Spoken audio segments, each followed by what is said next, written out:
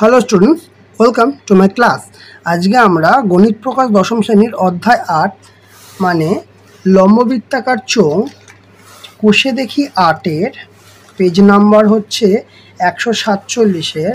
আজকে আমরা আগের দিন আমাদের 9 পর্যন্ত হয়ে গেছিলো। আজকে আমরা 10, 11, 12, 13 এই 4টে ম্যাথের ডিটেল সলিউশন করব। চলো দেরি না করে 10এরটা কি বলেছে, আমাদের আগের দিনে 9 পর্যন্ত হয়ে গেছিলো। 10এরটা কি বলেছে, বলছে একটা লম্ব চৌআকৃতি স্তম্ভের বক্রতলের ক্ষেত্রফল 264 বর্গ মিটার আর আয়তন বলে দিয়েছে 924 ঘন মিটার হলে এই স্তম্ভের ব্যাসের দৈর্ঘ্য আর উচ্চতা হিসাব করি। ব্যাস কিন্তু ব্যাসার্ধ নয়, ব্যাস এবং উচ্চতা। ঠিক আছে, তাহলে কতটা হবে? আমাদের হবে হচ্ছে এটা 10 নম্বর, তাই তো? কি হবে মনে করি, লম্ব বৃত্তাকার স্তম্ভের ব্যাসার্ধ আর মিটার এবং হাইটটাও ধরে নিই, উচ্চতা হচ্ছে h মিটার। ক্লিয়ার? তাহলে এখানে কি কি বলেছে? 924, 264 আর 924। 224 বলে 264 হচ্ছে স্তম্ভের বক্রতলের ক্ষেত্রফল। তাহলে স্তম্ভের বক্রতলের ক্ষেত্রফল মানে স্তম্ভের বক্রতলের ক্ষেত্রফল 2πr h সমান 264। এটা একটা সমীকরণ। আর একটা কি দিয়ে দিয়েছে? আয়তন দিয়ে দিয়েছে, তাই তো? তাহলে স্তম্ভের আয়তনের সূত্র কি হয়? পাই আর স্কোয়ার h সমান 924। এটা 2 নম্বর সমীকরণ। ঠিক আছে, এবার কি করতে বলেছে? এখানে ব্যাসার্ধ জানতে চেয়েছে, আবার উচ্চতাও জানতে চেয়েছে। ঠিক আছে, তাহলে আমি একটু ব্যাসার্ধটা নিয়ে ঘাটাঘাটি করার চেষ্টা করি। ব্যাসার্ধটা কি হয় বার করি। আমি যদি দুইটাকে উপরে রাখি তাহলে একটা আর বেঁচে যাবে, তাই তো? তাহলে আমরা করব 2 নম্বর সমীকরণ ডিভাইড বাই 1 নম্বর সমীকরণ। যদি এরকম একটা কিছুটা রাখতে পারি তাহলে কেমন হবে দেখো। এটা করলে হবে pi r square h by 2πr h সমান, এই পার্টটা কত হয়ে যাচ্ছে? 924। 2πr h এর পার্ট হয়ে যাচ্ছে 264। ঠিক আছে, তাহলে ওপর থেকে পাই h কেটে যাচ্ছে, আর এদিক থেকে আর স্কোয়ার আর আর কেটে ওপরে থাকছে r বাই 2 সমান 924 ডিভাইড বাই 264। এই এসে আমাদের হিসাব নিকাশ দাঁড়াচ্ছে। ঠিক আছে, এবার একটু কাটাকাটির দিকে তো আমাদের যেতেই হবে। তাহলে এটা আর ভ্যালু হচ্ছে 924 গুণিত 2 ডিভাইড বাই 264। একটু এই পাশটা হিসাবটা করি। 924 ইন্টু 2 বাই 264। 2 দিয়ে প্রথমেই কাটছে, 2 একে 2, 3 দুগুণে 6, 2 2 4। ঠিক আছে, দেখো এই শেষ দুটো সংখ্যা আছে 24, এইটা আছে হচ্ছে 3 আর আচ্ছা, তাহলে 8 দিয়ে যায় কিনা দেখে নি। 32 তো, তাহলে 8 কে 8, 9 10 11 12 13 52, 7 8 56 যাচ্ছে না, 4 দিয়েই যাচ্ছে। 4 একে 4, 2 8, 12, 3 4 12, 4 একে 4। আর এটা কত হচ্ছে? 4 দিয়ে 3 4 12, 1 13। ওকে, 4 3 4 12, 1 13, 3 4 12। ঠিক আছে, 11 দিয়ে কাটছে, 3 11 33, 11 দিয়ে কাটছে, 11 2 22, 11 1 11, তাই তো? আর 3 দিয়ে কাটছে, এটা হচ্ছে 7। তাহলে হিসাব নিকাশ করে কত বেরোলো? 7 বেরোলো। এটা হচ্ছে রাফে করলাম, তাহলে এটার ভ্যালু বেরোলো 7। তাহলে সুতরাং আর এর ভ্যালু হচ্ছে 7। এখানে অর হবে, এখানে অর হবে। ঠিক আছে, আর এর ভ্যালু বেরোলো কত? 7। ঠিক আছে, তাহলে আর কি? আর আমরা এখানে ধরেছি দেখো ব্যাসার্ধ, কিন্তু এখানে চেয়েছে কি, এখানে চেয়েছে আমাদের ব্যাস চেয়েছে, তাই তো? তাহলে ব্যাস কি হবে, তাহলে ব্যাসার্ধ কত বেরোলো 7 মিটার, কারণ দেখো এখানে মিটার ধরেছিলাম। ক্লিয়ার? তাহলে ব্যাস কত বেরোবে, ব্যাস হচ্ছে 2 গুণিত ব্যাসার্ধ সমান 2 গুণিত 7, তার মানে 7 দুগুণে কত আসছে 14 ইউনিট কি হবে মিটার। এইবার তো আমাদের উচ্চতা বার করতে হবে, কোন ভ্যালুটাই বসানো যায়, এটা সহজের ভ্যালুটাই বসাই, এটাই একটু স্কোয়ার মান নেই, প্লেন ভ্যালু আছে। তাহলে 1 নং সমীকরণে r ইজ ইকুয়াল টু 7 বসাইয়া পাই কি হবে, কি পাবো, দেখো এখানে বলেছে কি 2 পাই আর এইচ সমান সমান 264, তাই তো? তাহলে এখান থেকে করব 2 গুণ পাই এর মান 22/7, আর এর মান 7 ইন্টু এইচ সমান 264। তাহলে এদিক থেকে 7 7 কেটে গেল, বা এইচ এর ভ্যালু কি হচ্ছে 264, আর 2 আর 22, 2 গুণ 22টা নিচে চলে যাবে, কারণ এ পাশে এরা গুণ আকারে আছে। তাহলে 11 2 22, 11 2 22, 4 11 44, 2 দিয়ে কাটলে 12 2 24, 2 দিয়ে কাটলে 6, তাই তো? তাহলে উচ্চতা কত বেরোলো 6 মিটার, ঠিক আছে? আচ্ছা, উচ্চতা বেরোলো 6 মিটার। তাহলে এখানে উত্তর কি চেয়েছে, যে স্তম্ভে, আচ্ছা মিটারটা এখানে লেখার প্রয়োজন নেই, স্তম্ভের ব্যাস 14 মিটার এবং স্তম্ভের উচ্চতা 6 মিটার। খুব ইজি ম্যাথ ছিল, একটু ভাবলে অঙ্কটা হয়ে যেত। ঠিক আছে, ক্লিয়ার?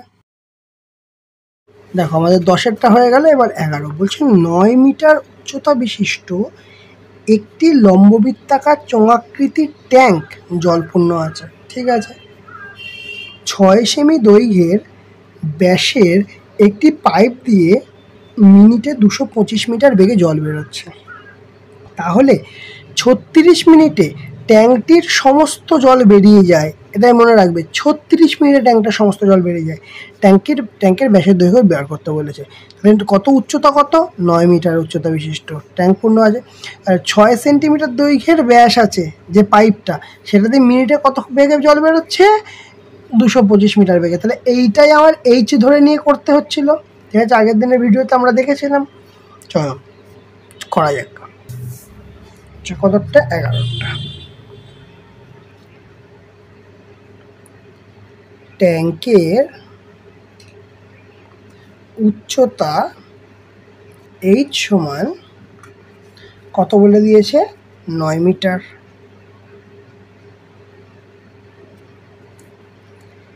ট্যাঙ্কের আয়তন কত,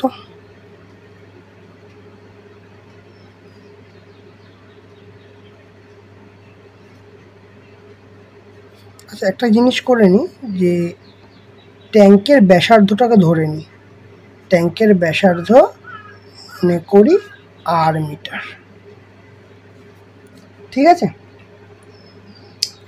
এবারে ট্যাঙ্কের আয়তন কি হয়, ট্যাঙ্ক মানে তো কেমন কনসেপ্ট, এরকম কনসেপ্ট ট্যাঙ্কের, লম্ববৃত্তাকার চোঙ, তাহলে কেমন হবে, পাই আর স্কোয়ার এইচ। ঠিক আছে, তাহলে এখান থেকে এটা সমান কীভাবে বার করব, পাইকে আমি পাই রেখে দিই, পাই ইন্টু আর স্কোয়ার ইন্টু 9, তার মানে অ্যাকচুয়ালি 9 পাই আর স্কোয়ার এইরকম আসছে। এটা ইউনিট কি হবে, আয়তন বার করেছি, তাই জন্য ঘন মিটার। ক্লিয়ার? এবার পাইপের ব্যাস, এবার যে পাইপটা দিয়ে ভরছে সেটার ব্যাস কত, এই একটা পাইপ দিয়ে তো এখানে ভরা হচ্ছে, তা এই পাইপ যেটা বলেছে সেটার ব্যাস বলে দিয়েছে 6। ঠিক আছে, ব্যাস কত বলেছে 6, কিন্তু কি সেমি। তাহলে আমাকে প্রথমে ভাবতে হবে এটা সেন্টিমিটারে আছে, এটা সেন্টিমিটারে আছে, এইগুলো আমরা মিটারে করেছি, তার মানে এই পার্টটাকে আমরা সেন্টিমিটার থেকে মিটারে নিয়ে চলে যাই। ঠিক আছে, তাহলে এখানে কি বলে দিয়েছে, পাইপের ব্যাস 6 সেমি, তাহলে ব্যাসার্ধ কত হবে, ব্যাসার্ধ হবে 6/2, কারণ ব্যাস বাই 2 হয় ব্যাসার্ধ, সমান সমান 3 সেমি। ক্লিয়ার? তাহলে ব্যাসার্ধ যখন 3 সেমি হয়ে গেল, তখন কি করব, এটাকে আমি মিটারে নিয়ে যাব। তাহলে সেন্টিমিটারকে মিটারে নিয়ে যেতে গেলে 100 দিয়ে ভাগ, তাহলে 0.03 মিটার। বোঝা গেল? তাহলে 1 মিনিটে কতখানি জল যাবে? বলছে 1 মিনিটে 225 মিটার জল যাচ্ছে, এটা বলে দিয়েছে। তাহলে 1 মিনিটে জল যাচ্ছে 225 মিটার। কত? 225 মিটার। ঠিক আছে, তাহলে লিখব কি, 1 মিনিটে যে জলটা যাচ্ছে আর কি, মানে নির্গত জলের লিখি, নির্গত জলের আয়তন কি হবে? পাই আর স্কোয়ার এইচ, তাই তো? কারণ এটা তো একটা চোঙের মতো, জল যে বেরোচ্ছে পাই বাই স্কোয়ার এইচ, এইভাবেই জল বেরোচ্ছে, আমরা এইভাবে হিসাব জানি, ইন্টু আর স্কোয়ার। আর তো এখানে আমরা বার করে রেখেছি 0.03, কী বার করেছি? 0.03 পাই আর স্কোয়ার, তার মানে দুবার হবে, তাই তো? আর পাই আর স্কোয়ার এইচ, এইচ কত? এইচ হচ্ছে 225, তার মানে গুণ 225। ঠিক আছে, তাহলে এইটাকে একটু ব্যবস্থা করতে হবে। কী ব্যবস্থা করা যায়? এই পয়েন্টটাকে তুলে বড় জোর এখানে 100 আনতে পারবো, এই পয়েন্টটাকে তুলে বড় জোর 100 আনতে পারবো। ঠিক আছে, আর কিছু করার দরকার নেই, যা আছে এরকম লিখে দাও, কাটাকুটি পরে দেখব। তাহলে এত ঘন মিটার জল বেরোচ্ছে কতক্ষণে? 1 মিনিটে। এটাই যদি আমরা বার করি, 36 মিনিটে, তাহলে কি হবে? 36 মিনিটে নির্গত জলের আয়তন কত হবে? না, 36 গুণ পুরো এই পার্টটা, তাহলে 22/7 গুণিত 0, এটা তো 3/100 হয়ে গেছে এখন, 3/100 গুণিত এইখানে আসছে 3/100 গুণিত 225 ঘন মিটার। বোঝা গেল? তাহলে এবার দেখো, এই যে 36 মিনিটে যে জলটা, মানে 36 মিনিটে জল বেরোলে ট্যাঙ্কটা খালি হয়ে যাচ্ছে, তার মানে এখানে যা জল ছিল, মানে এই ট্যাঙ্কের জলের আয়তন সমান সমান 36 মিনিটে নির্গত জলের আয়তন। ঠিক কি ঠিক না? তবেই না জলটা বেরোতে পারছে, তবেই তো জলটা বেরোবে। তাহলে এখানে লিখব যে 36 মিনিটে নির্গত জলের 36 মিনিটে নির্গত জলের আয়তন এবং ট্যাঙ্কের মোট আয়তন সমান, এটাই বলতেই পারবো। ঠিক আছে, যদি এটা বলতে পারি তাহলে ট্যাঙ্কের মোট আয়তন, দেখো এইখানে দেখো, এইটা হচ্ছে ট্যাঙ্কের আয়তন। ঠিক আছে, দেখো ট্যাঙ্কের আয়তন, তাহলে ট্যাঙ্কের আয়তন হচ্ছে 9 পাই আর স্কোয়ার সমান এই পার্টটা। আচ্ছা, 36 গুণ, আচ্ছা দেখো এখানে 22/7 আছে, এখানে পাই আছে, তো পাই কাটার জন্য আমি 22/7-এর পরিবর্তে পাই লিখে দিলাম। ঠিক আছে, আর যেটা আছে সেটাই লিখে দিলাম, 3/100 গুণিত 225। ঠিক আছে, তাহলে পাই আর পাই দুদিক থেকে সরি আর স্কোয়ার কেন কেটে দিলাম, পাই আর পাই দুদিক থেকে কাটলো, তাহলে আর স্কোয়ার সমান 36, আর নেই এই যে 9টা, একে নিচে নিয়ে চলে এলাম, গুণিত 3/100 গুণিত 3/100 গুণিত 225। দেখো, তাহলে 3 3 9, আর এই 3 কাটছে, তাহলে কি আসছে? 36 গুণিত 225/100 গুণিত 100। এবার মজাটা দেখো, এইটাকে আমরা গুণ টোক কিচ্ছু করবো না, এটাকে সলভ করবো কীভাবে? দেখো, আর স্কোয়ার, এখানে গুণ করে সলভ করতে গেলে খাটনি খেটে একদম শেষ হয়ে যাবে, প্রাণ বেরিয়ে যাবে, দরকার নেই আমাদের। তাহলে 36 গুণিত 225 ডিভাইড বাই 100 গুণিত 100। ঠিক আছে, যদি 36কে আমি যদি রুটের বাইরে বার করতে চাই, কত হবে? 6, কারণ 6 6 36। 225কে রুটের বাইরে বার করতে গেলে হবে 15, কারণ 15 স্কোয়ার হচ্ছে 225, ডিভাইড বাই এই 100কে বার করতে গেলে কত হবে রুটের বাইরে? 10, আর এই 100কে বার করতে গেলেও রুটের বাইরে করতে গেলেও 10। 5 দিয়ে কাটি, 5 ও 2 10, 5 দিয়ে কাটি, 3 5 15, 2 দিয়ে কাটি, 2 3 2 6। তাহলে অ্যাকচুয়ালি কি আসছে, উপরে থাকছে হচ্ছে 3 গুণ 3 ভাজিত 10, তার মানে হচ্ছে 9/10 অর্থাৎ 0.9 ইউনিট। কি ধরেছিলাম, আর এর ভ্যালু হচ্ছে, আচ্ছা এটা অ্যাকচুয়ালি আর সমান হবে, কারণ রুটটা তো এদিকে আনছি, তাহলে এত ইউনিট হবে মিটার, কারণ আমরা এখানে দেখো এখানে মিটার আছে, উচ্চতা এটা মিটারে ধরেছি, তাই জন্য আমাদের ইউনিট মিটারে হচ্ছে। বোঝা গেল জিনিসটা? এবার কি বলেছে, ট্যাঙ্কের ব্যাস বার করতে বলেছে। এটা কি বেরোলো, এটা ব্যাসার্ধ বেরোলো। তাহলে ট্যাঙ্কের ব্যাসার্ধ কত না 0.9 মিটার।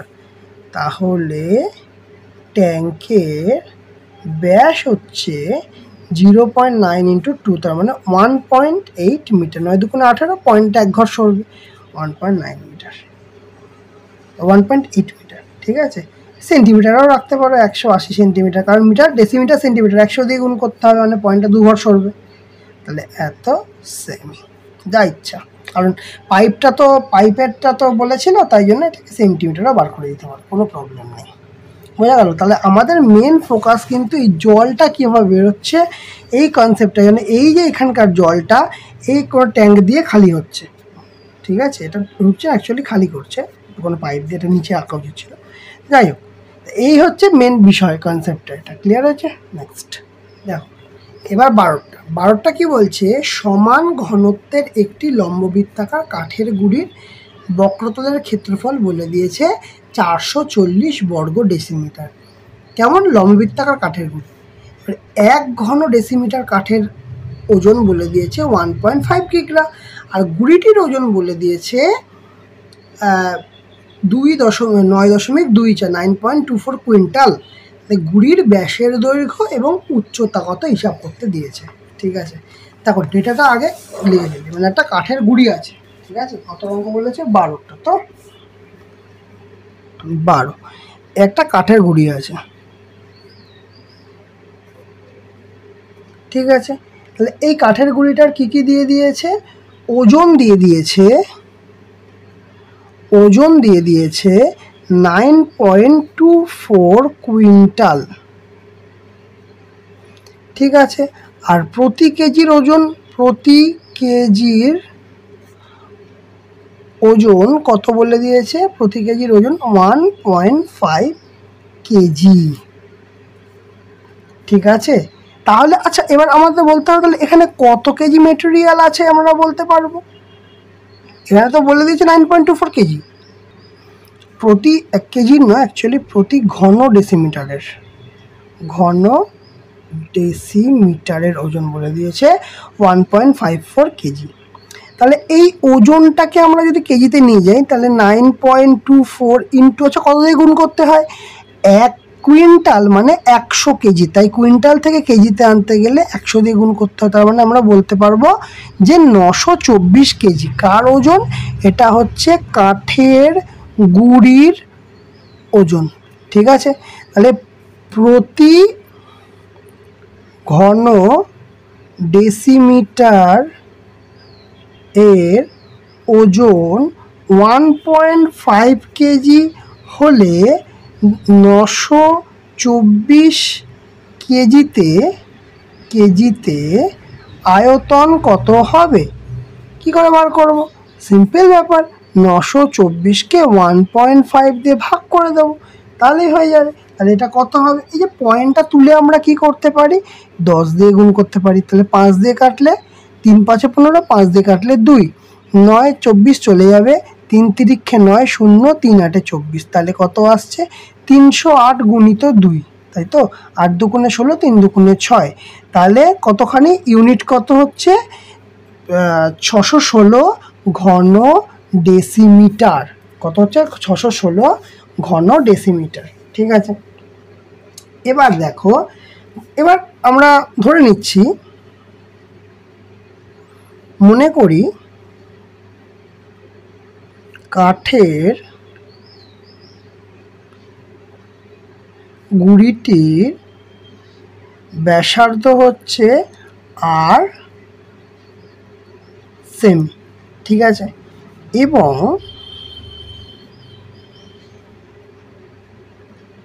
গুড়িটির উচ্চতা 8 সেমি, ঠিক আছে। তাহলে এবার কি করা যায়, এখান থেকে আমরা একটা জিনিস জানি, এর আয়তনটা জানি, তাই তো। তাহলে আমরা বলতে পারবো যে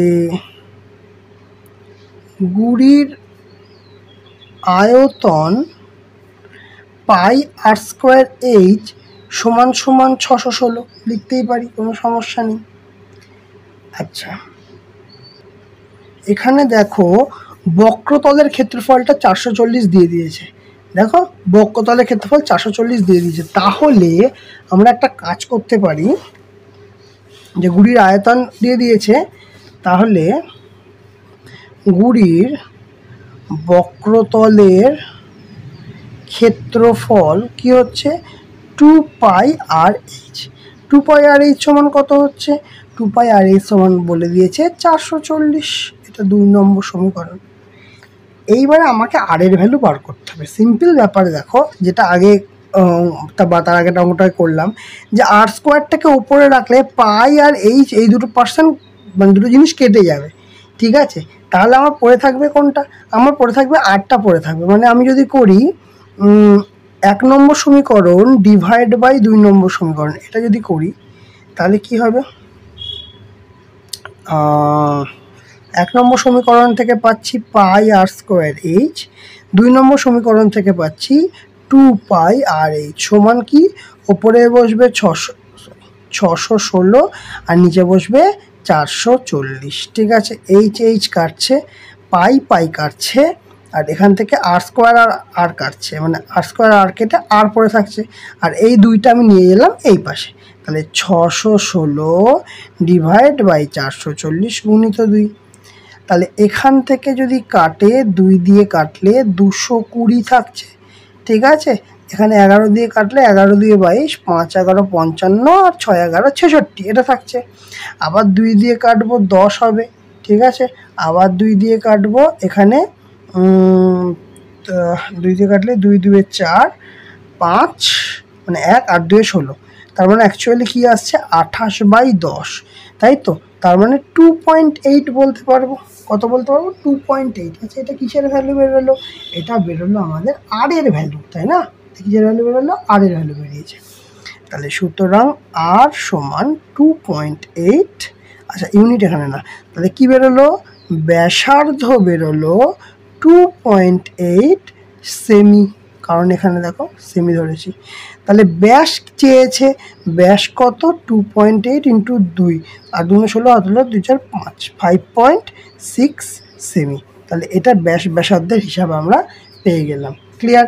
এরপরে কি বার করতে হবে, এখনো উচ্চতা আমাদের বার করতে হবে। যদি উচ্চতা মানে এইচের ভ্যালু যদি বার করতে হয়, তাহলে কি করব, আমরা যে কোনো একটা ইকুয়েশন ধরলাম, এই ইকুয়েশনটাতেই বসিয়ে দেবো, 2 নম্বর সমীকরণটাতেই বসিয়ে দেবো, ঠিক আছে।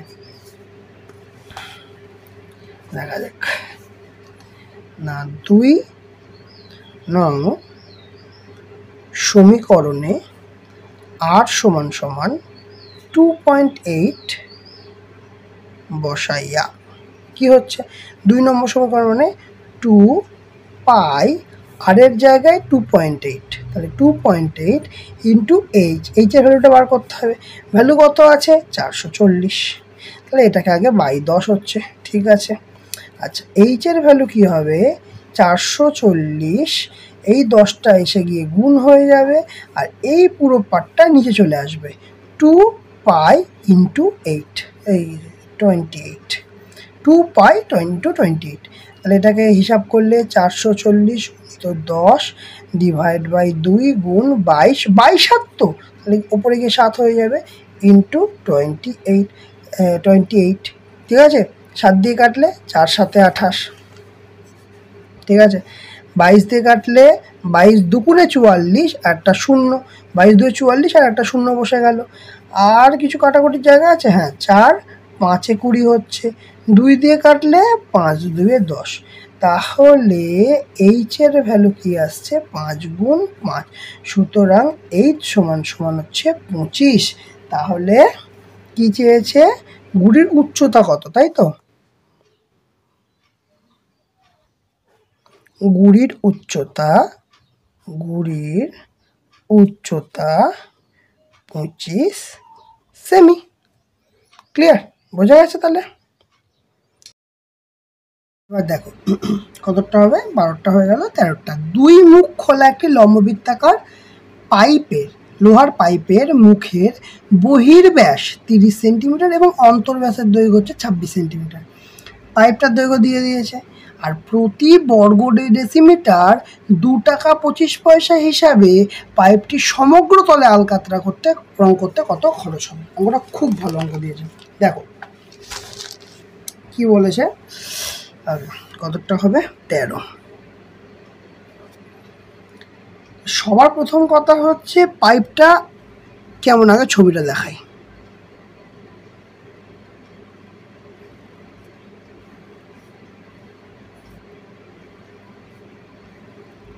জিনিসটা এই রকম, ঠিক আছে? মানে এই যে এখানে গ্যাপ আছে, মানে গ্যাপ নয়, গ্যাপটা হচ্ছে এই জায়গাটায় ফাঁপা, এই জায়গাটা নিরেট। তার মানে এই ভেতরটা বলছে 26 আর এই পুরো বাইরেটা, মানে আমি যদি শুধু সার্কেল এঁকে দেখাই ব্যাপারটা আরও সুবিধা হবে বুঝতে। আচ্ছা, ব্যাস বলেছে না ব্যাসার্ধ বলেছে? ব্যাস বলেছে, ভালো কথা। 26 এই পুরোটা, মানে বিষয়টা বলছে এইটা হচ্ছে পুরোটা 26 এইটুকুনি, আর এই পুরোটা বলছে 30। বুঝা গেল? এই পুরোটা হচ্ছে 30 আর এইটা হচ্ছে 26। তাহলে এইভাবে আমাদের হিসাবটা করতে হবে। সবার প্রথম লিখবো কি, পাইপের বহির্ব্যাস, পাইপের বহির্ব্যাস কত হবে? বহির্ব্যাস হচ্ছে 30 সেমি, এটা বলে দিয়েছে। তাহলে অন্তর্ব্যাস বহির ব্যাসার্ধ কত হবে না, 30 ডিভাইড বাই 2, 15 সেমি। ক্লিয়ার? একই রকমভাবে এটা গেল বহির্ব্যাস, মানে এই সার্কেলটার জন্য গেল। এবার ভেতরের সার্কেলটার জন্য কি হবে, পাইপের অন্তর্ব্যাস কত বলে দিয়েছে না 26 সেমি বলে দিয়েছে। তাহলে পাইপের অন্তর্ব্যাসার্ধ কত হবে না 26 বাই 2 সমান 13 সেমি। ক্লিয়ার? এতখানি যা হওয়ার হলো। আচ্ছা, পাইপের উচ্চতাটাও বলে দিয়েছে, উচ্চতাটা কত 14.7 সেমি। দেখো ডেটাটা এমন সুন্দর দিয়েছে যে 7 দিয়ে কেটে যাবে, মানে 22 বাই 7 নিয়ে ঝামেলা ভাবতে হবে না। ঠিক আছে? আচ্ছা, এইবার দেখো ভালো করে ঠান্ডা মাথায় ভেবে, এই তো পাইপটা, একটু ছোট করে করি। এই যদি পাইপটা হয়, পাইপটা যদি এরকম হয়, তাহলে এর বাইরের অংশটাতে একটা ক্ষেত্রফল হবে সমগ্রতলে, আর একটা এর ভেতরের অংশটাতে, মানে এই যেখানে দাগ দিচ্ছি এই দিকের পার্টটাও একটা ক্ষেত্রফল আসবে, আর এর বাইরের দিকের পার্টটার ক্ষেত্রফল আসবে। তাই দুটো পার্টই কিন্তু আমাদের হিসাব করতে হবে, এটা সবচেয়ে বড় হিসাব। ঠিক আছে?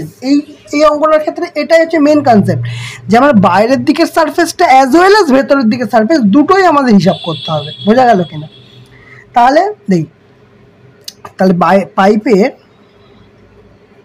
পাইপের বাইরের দিকের ক্ষেত্রফল। আচ্ছা, ক্ষেত্রফলের সূত্র কি,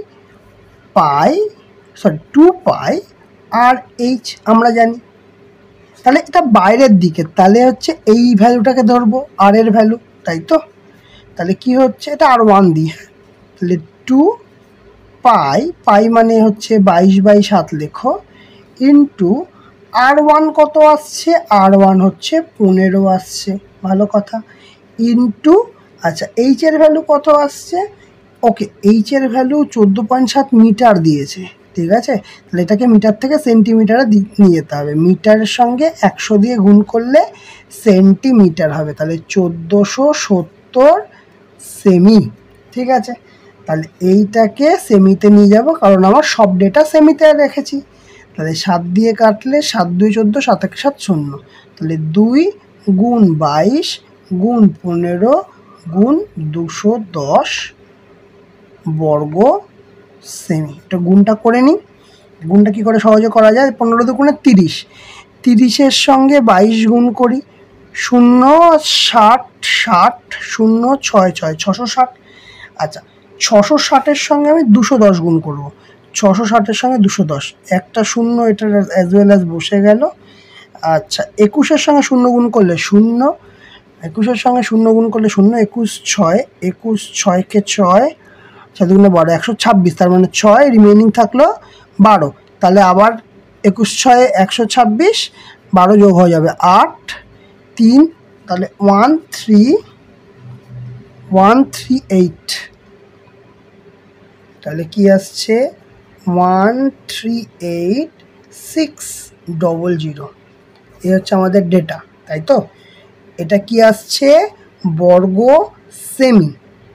ঠিক আছে, একটা কাজ করি, এটা সেন্টিমিটার তো, তাহলে সেন্টিমিটার থেকে ডেসিমিটারে নিয়ে আসি।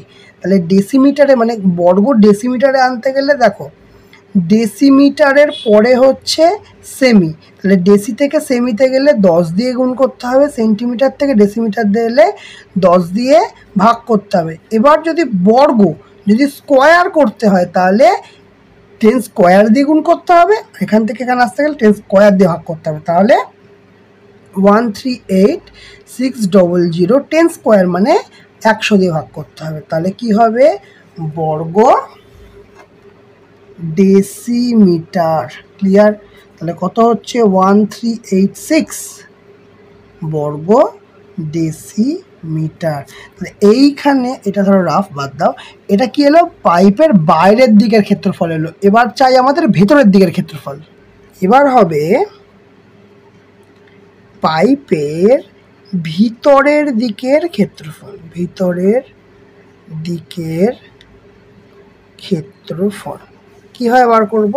দেখো, এখন আমার হিসাব নিকাশ কী আছে? এখন আমি এই ভেতরের সেকশনটা, এই সেকশনটা বার করব। বাইরের সেকশনটা হয়ে গেছে, ভেতরের সেকশনটা বার করব। তাহলে ভেতরের জন্য, এটা ভেতরের ব্যাস কত আছে? 26, তাহলে ব্যাসার্ধ 13, এটা আমরা অলরেডি বার করে রেখে দিয়েছি। তাহলে সূত্র আমার, আর উচ্চতা তো যেটা আছে সেমি থাকবে, উচ্চতা যেমন আমরা বার করে রেখেছিলাম 1470 সেন্টিমিটার, সেটাই থাকবে।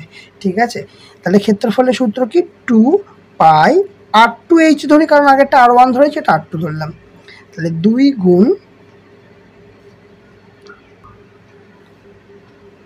22/7 গুণ R2 মানে হচ্ছে 13 গুণ H এর ভ্যালু হচ্ছে 1470। কাটি, কত দিয়ে কাটছে? 7 2 14, 210। ঠিক আছে, তাহলে একটু হিসাব করে নিই। 13 2 26-এর সঙ্গে 22 গুণ, 26-এর সঙ্গে 22 গুণ করলে 6 দুগুণে 12 দিয়ে হাতে 6, আচ্ছা 26 দুগুণে তো 52 হয়ে যাবে।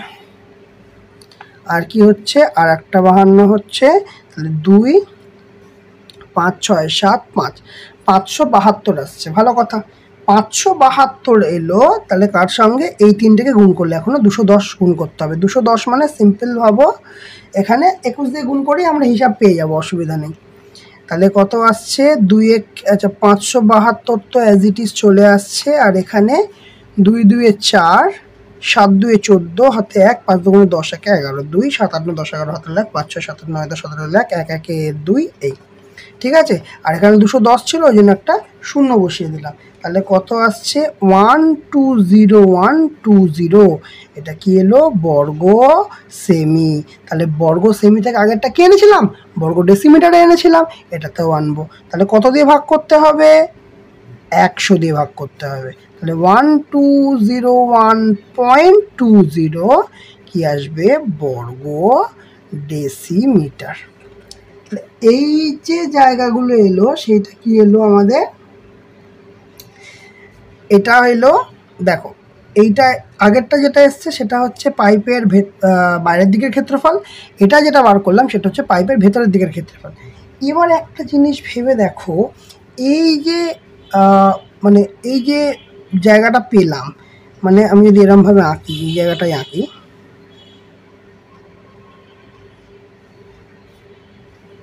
অ্যাকচুয়ালি কেমন আছে,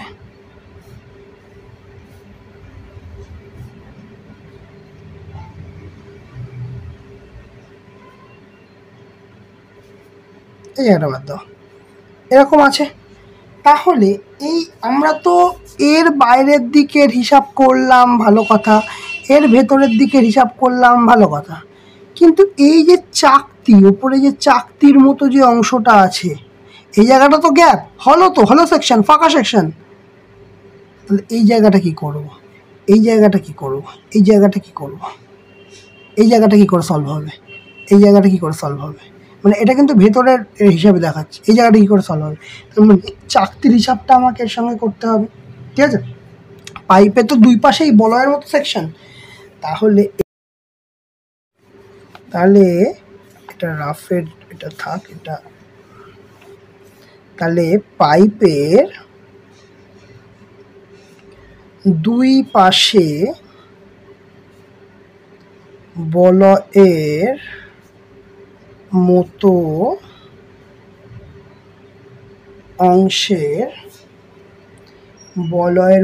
অংশের ক্ষেত্রফল বার করতে হবে।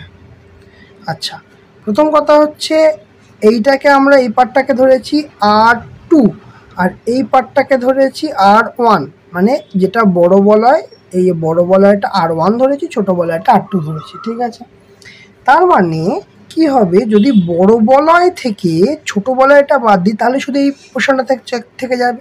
তাহলে বড় বলয়ের ক্ষেত্রফল কত, পাই R1 স্কোয়ার। আর দেখো এই ঘটনাটাই তো ওপরেও আছে নিচেও আছে, তাহলে 2 পাই R1 স্কোয়ার হবে, মাইনাস 2 পাই নিচেরটা। আচ্ছা, তাহলে ও বড় বলয় থেকে ছোট বলয়টা বাদ দেবো কত, 2 পাই R2 স্কোয়ার, এই পার্টটা বাদ দেবো। ঠিক আছে, হলো। তাহলে এখান থেকে একটা 2 পাই কমন নিই, R1 square minus R2 square, এটা করি। ঠিক আছে, এবার R1 কত বার করে রেখেছিলাম, R1 এর ভ্যালু বার করে রেখেছিলাম আমরা 15, ভালো কথা, 2 ইন্টু 22/7 ইন্টু R1 স্কোয়ার মানে 15 স্কোয়ার মাইনাস R2 স্কোয়ার মানে হচ্ছে 13 স্কোয়ার। ঠিক আছে, এটাকে যদি একটু হিসাব করি, 2 গুণ 22/7, আচ্ছা দেখো এ স্কোয়ার মানে বি স্কোয়ার কোন ফর্মুলা পড়ছে, এ স্কোয়ার মানে তোমরা এমনিও গুণ করে দিতে পারো, থাক সূত্র ফেলার দরকার নেই, এমনি যখন হয়ে যাচ্ছে। 15 কত আসছে, 225, আর 13 স্কোয়ার করলে 169। ঠিক আছে, তাহলে এটা কত আসছে, 2 গুণ 22/7 গুণ 9 থেকে 15 আসতে গেলে 6 লাগছে। ঠিক আছে, হাতে 1, 6, 7, 5, 12 মানে 56, বা এই দেখো 7-এর গুণিতকে চলে আসছে, তাহলে 7, 8, 56, তাহলে অ্যাকচুয়ালি কি থাকছে, 2 গুণ 22 গুণ 8, তাহলে হচ্ছে 22-এর সঙ্গে 16 গুণ হবে, তাই তো, 16 গুণে 32, 2 হাতে দিন, 16 গুণে 32, 33, 34, 35, 352, কত হচ্ছে 352 বর্গ সেমি। আর কি শিখেছি, সেন্টিমিটার থেকে ডেসিমিটারে নিয়ে যেতে গেলে 352কে 100 দিয়ে ভাগ করতে হবে, তার মানে 3.52 বর্গ ডেসিমি। ক্লিয়ার হয়েছে, তাহলে বর্গ ডেসিমিটারে আমরা চলে এসেছি। এবার তাহলে আমরা 3টে সেকশন পেয়েছি। ঠিক আছে, 3টে সেকশন পেয়েছি। কি কি সেকশন পেয়েছি, একটা হচ্ছে বাইরের দিকের ক্ষেত্রফল, এটা পেয়েছি। আচ্ছা, দ্বিতীয়টা পেয়েছি ভিতরের দিকে ক্ষেত্রফল, আর চাকতির মতো অংশের ক্ষেত্রফল, এই 3টে সেকশন পেয়েছি। তাহলে বাইরের দিকের ক্ষেত্রফল কি পেয়েছি, দেখো বাইরের দিকের ক্ষেত্রফল পেয়েছি 1386 বর্গ ডেসিমিটার, তাই তো, তাহলে বাইরের দিকের ক্ষেত্রফল পেয়েছি 86 বর্গ ডেসিমিটার। আচ্ছা, ভিতরের দিকের ক্ষেত্রফল পেয়েছি কত? 1201.20 বর্গ ডেসিমিটার। আর চাকতির মতো অংশের ক্ষেত্রফল পেয়েছি 3.52। তার মানে দশমিকের পরে এটা দুটো শূন্য দিই, তাহলে আমার হিসাব হয়ে যাবে। কত আসছে এখানে? 2 আসছে, 5 আর 2 7 আসছে, তাই তো? আচ্ছা, এবার হচ্ছে 6 7 8 9 10 0, হাতে রইল 1, 8 1 9, 3 আর 2 5, 1 1 2। কত আসছে? 2590.72 বর্গ ডেসিমিটার। ক্লিয়ার? এবার কি বলেছে দেখো, বলেছে যে প্রতি বর্গ ডেসিমিটার 2 টাকা 25 পয়সা হিসাবে ওই পাইপটির ওই পাইপটির সমগ্রতলে আলকাতরার পোলের দিতে, তাহলে সমগ্রতলে। তাহলে এখন ওই পাইপের সমগ্রতলটা পেয়ে গেছি। এইটা কি পেলাম? এটা আমরা কি পেলাম? এটা পেলাম পাইপের সমগ্রতল। পাইপের সমগ্রতলের ক্ষেত্রফল পেয়েছি, ঠিক আছে? এটা তাহলে এবার কি বলছে? বলছে প্রতি বর্গমিটার 2 টাকা 25 পয়সা হিসাবে আলকাতরা লাগাতে 2590.72 বর্গ মিটার, না এটা বর্গ ডেসিমিটার, বর্গ ডেসিমিটার আলকাতরা লাগাতে মোট খরচ হবে। কত হবে মোট খরচ? দেখো কি করতে হবে আমাকে, 2590.72 এর সঙ্গে কত করে খরচা পড়ছে? 2.25 করে খরচা পড়ছে। এই গুণটি আমাকে করতে হবে। চলো করা যাক, ভেবে লাভ নেই, গুণটা এখন করতেই হবে, করে ফেলি ঝটপট করে। 5 2 10 0, হাতে 1, 5 7 35, 1 36, 6, হাতে 3 3 বসে গেল, 5 9 45, 5 হাতে রইল 4, 5 5 25, 26 7 28 29, হাতে রইল 2, 5 2 10 11 12। ব্যাস, ভয় পাবে না, এইগুলো গুণে কোনো ভয় পাবে না।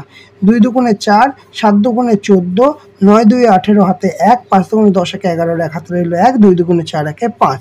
আর একবার চেক করে নিই, 2 2 4, 7 2 14, 9 2 18 8, 9 2 18 8 হাতে 1, 10 11 1 হাতে 1, 2 2 4 1 5। এবার করবো যোগটা, কত আসছে? 0, 6 4 10, হাতে রইল 1, 3 4 12 2, হাতে 1, 5 6 7 8 9 10 11, হাতে 1, 9 2 18 19 9, হাতে রইল 1, 8 9 10 11 12 2, হাতে 1, 5 6 7 1 8 5।